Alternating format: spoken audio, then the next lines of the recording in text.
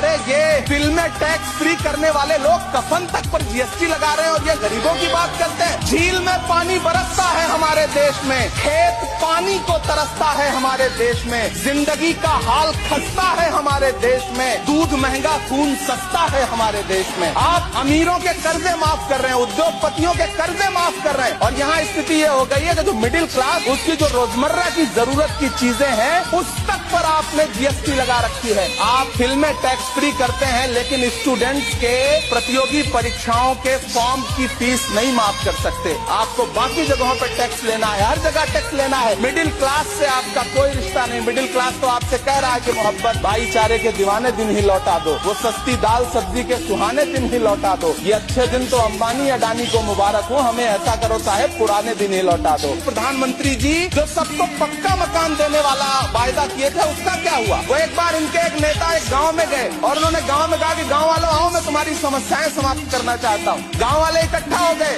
नेताजी ने गांव वालों से कहा बताओ तुम्हारी 2 समस्याएं बताओ, मैं दोनों समस्याओं का यहीं पे समाधान करूंगा। तो गांव वालों ने कहा साहब हमारी पहली समस्या है कि हमारे यहाँ कोई हॉस्पिटल नहीं है। तो नेताजी ने मोबाइल निकाला, कहीं फोन मिलाया और मिला के फोन पे पता नहीं क्या कुछ कहा कि यहाँ गांव में हॉस्पिटल नहीं है, हॉस्पिटल तुरंत यहाँ हॉस्पिटल चाहिए। गांव वाले खुश हो गए कि 1 मिनट में यहाँ हॉस्पिटल आ रहा है। अगली समस्या के बारे में उन्होंने नेताजी ने गांव वालों से कहा कि मैंने आपकी पहली समस्या समाप्त कर दी, दूसरी समस्या बताओ। तो गांव वालों ने कहा साहब इस गांव में कोई भी मोबाइल का नेटवर्क ही नहीं है। ये है इनके काम करने का तरीका, ये है झूठ बोलने का तरीका।